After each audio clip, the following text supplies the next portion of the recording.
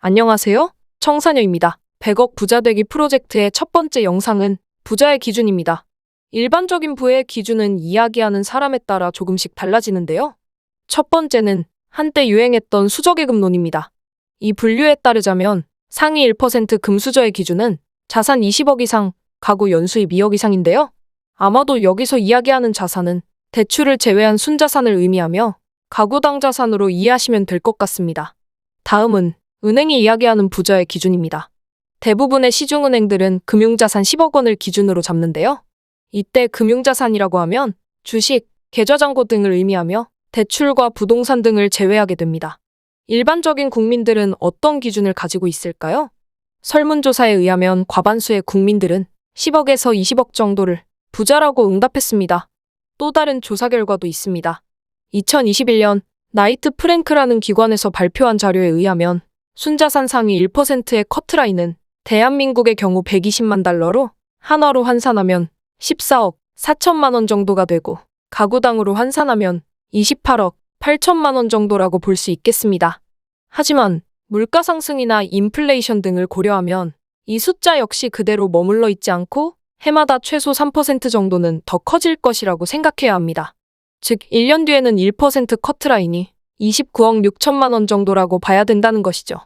부자가 되는 일은 쉽지 않을 것이라고 예상은 했지만 숫자로 보니 더 막막하고 암울합니다. 혹시 월급을 열심히 모으다 보면 부자가 될 수 있지 않을까요? 승진도 하고 월급이 점점 더 올라가서 더 많이 모을 수 있고요. 이 방법이 가능할지 알아봅시다. 월급쟁이도 월급쟁이 나름입니다. 통계에 의하면 상위 1%의 월급쟁이는 평균 연봉이 무려 2억 4천만 원에 달한다고 합니다. 하지만 고소득자에 대한 세금을 더 무겁게 물리는 우리나라의 세금 제도상 세후소득은 1억 6천대로 떨어지게 됩니다. 이 월급쟁이가 주거비용과 식비, 여가비용 등 모든 생활비를 500만 원 이하로 사용하고 연 1억 원을 저축한다고 가정해 보겠습니다. 시계를 10년 뒤로 돌려볼까요? 월급쟁이는 10억 원이라는 큰 돈을 모았습니다. 하지만 10년 뒤 부자의 기준 금액은 연간 3%씩만 늘었는데도 불구하고 무려 38억 7천만 원까지 높아졌습니다. 이번에는 20년 뒤를 알아볼까요? 월급쟁이는 무려 10억 원을 더 모아서 총 20억을 모았습니다.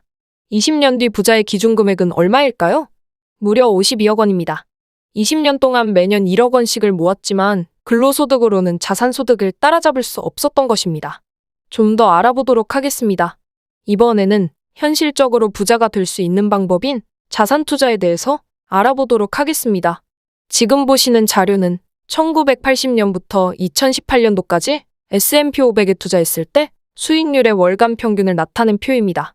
우측의 자료는 1970년부터 2021년도까지 S&P 500의 연간 수익률 평균을 살펴본 것인데요. 50여 년 동안의 평균치는 대략 12% 정도임을 알 수 있습니다. 좀 전에 설명드렸던 월급쟁이가 S&P 500에 20년간 투자를 했다면 어떤 일이 일어났을지 알아보도록 하겠습니다. 연봉으로 2억 4천만 원 정도를 버는 월급쟁이라면 신용도가 굉장히 높을 것이고 낮은 금리로 신용대출을 꽤 많이 받을 수 있을 것입니다. 또한 허리띠를 졸라매고 세후소득의 대부분을 저축했다고 가정하면 아마도 2에서 3년 안에 저축과 대출을 통해 시드머니 5억 원 정도는 마련할 수 있었을 것입니다. 시드머니가 만들어진 즉시 S&P 500을 5억 원어치 매수하게 되었을 때 자산 변화는 다음과 같습니다.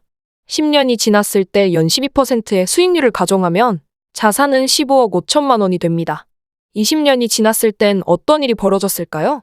자산은 48억 2천만 원 정도로 늘어나 있을 것입니다.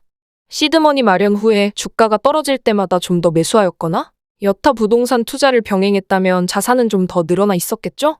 물론 5억 원의 시드머니가 쉽게 모을 수 있는 돈은 아니며 S&P 500은 여러 가지 투자 방법 중 하나의 예시일 뿐입니다. 하지만 이런 부분에 집중하시지 마시고 월급을 저축만 하는 상황과 투자를 하는 상황이 결과적으로 어떤 차이를 만들게 되는지에 포인트를 맞추셨으면 좋겠습니다. 오늘 준비한 내용은 여기까지입니다. 자산 투자를 통해 누구나 부자가 될 수 있다는 믿음을 가지고 계속 공부하시기를 바라며 영상 마무리하겠습니다.